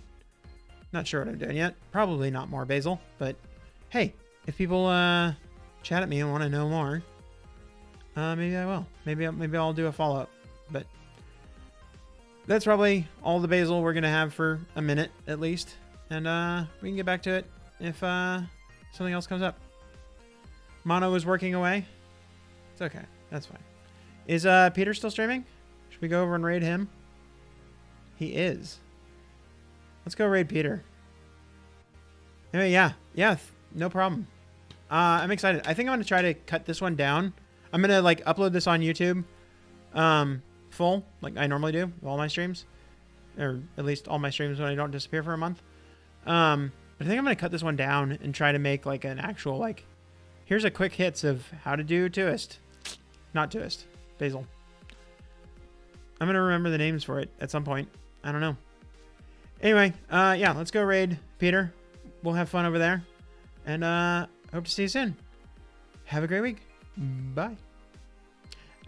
I'm still going to say the bye, but then we got to like, you know, wait 10 seconds. And we got to wait even more 10 seconds if I like forget to click the button and just realize that it's not doing anything. Anyway, I'm going to fill time until it's done. Here we go.